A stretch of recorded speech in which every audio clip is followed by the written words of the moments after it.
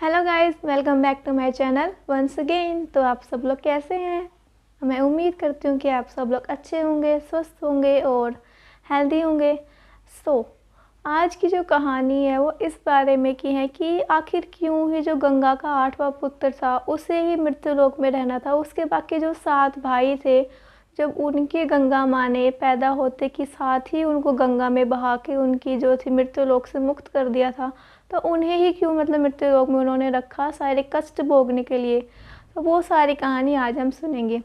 तो आप सब जानते हैं कि हमारे धर्म में 8 वसु होते हैं। तो एक बार पता है क्या हुआ, जो 8 वसु थे ना, उनकी मतलब कि गलती से उनको ना एक गाय की जो थी उनको मतलब गलती से उन्होंने गाय की हत्या कर दी थी, या फिर उनकी मतलब कि गाय को उन्होंने मार दिया था। तो उनको पता नहीं था कि वो गाय किसकी है, पर वो गाय जो थी ना वो एक बहुत ही महान ऋषि की थी। जब उनको पता चला ना कि वसुओं ने मेरी गाय की हत्या कर दी है, तो उसके बाद जो थे वसुओं ने माफ़ी मांगी कि हमें नहीं पता था। पर फिर भी ऋषि जी बहुत ज़्यादा दुखी थे, मतलब बहुत ज़्यादा क्रोध में थे कि उन्होंने एक तो गाय की हत्या कर दी, ऊपर से जो गाय थी वो मेरी थी।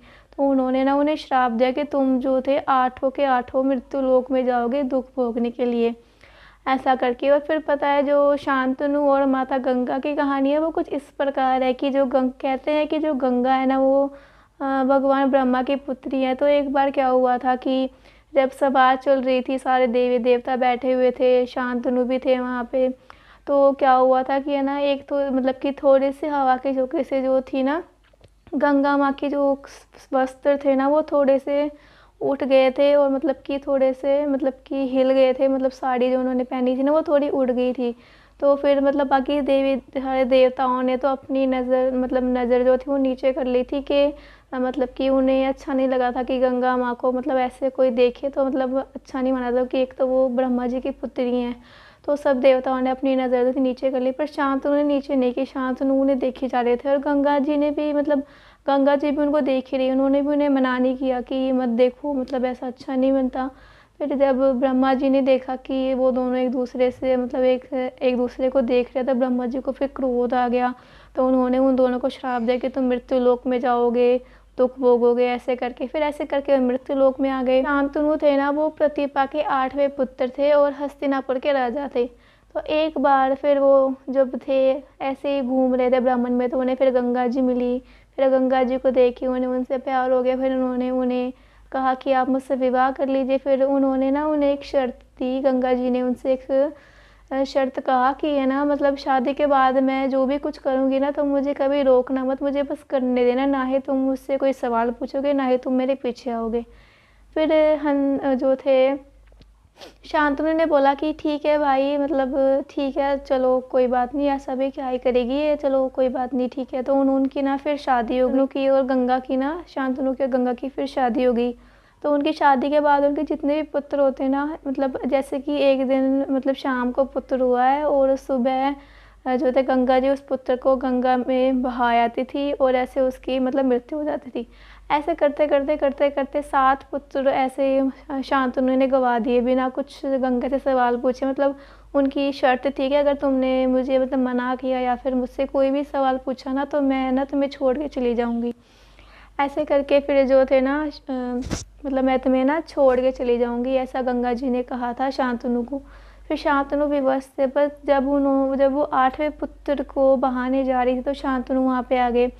उन्होंने बोला कि तुमने 7 पुत्र तो मतलब पहले ही तुमने गंगा में बहा दिए हैं, इससे तो कम से कम तुम छोड़ दो। फिर गंगा जी बोली कि तुमने मतलब एक पुत्र के लिए मतलब अपना वचन तोड़ दिया है, अब मैं जा रही हूँ तुम्हें छोड़ के, मतलब मेरे मतलब पीछे मत आना, मैं तुमसे कभी नहीं मिलूँगी।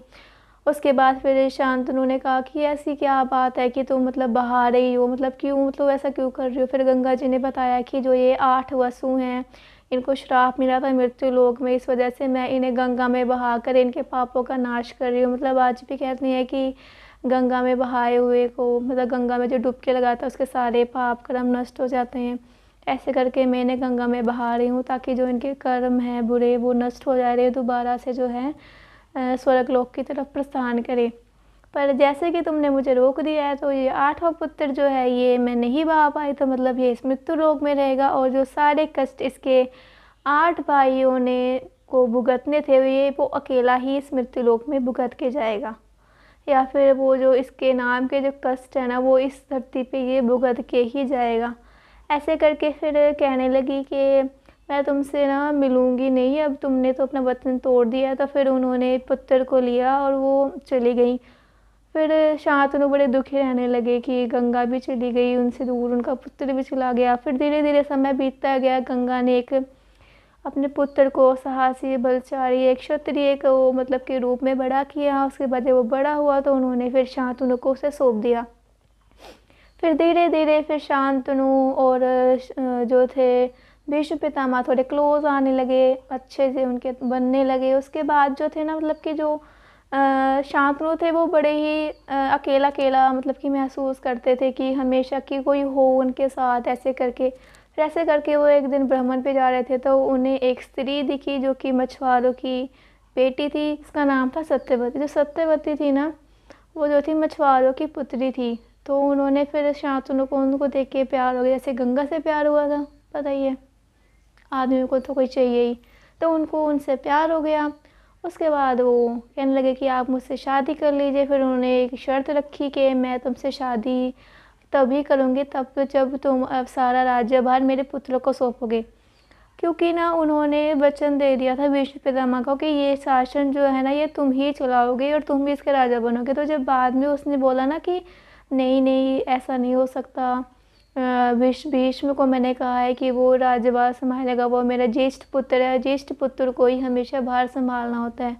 उसने कहा कि नहीं ऐसा नहीं हो सकता, तुम ऐसा नहीं करोगे। So guys that's for the today's video.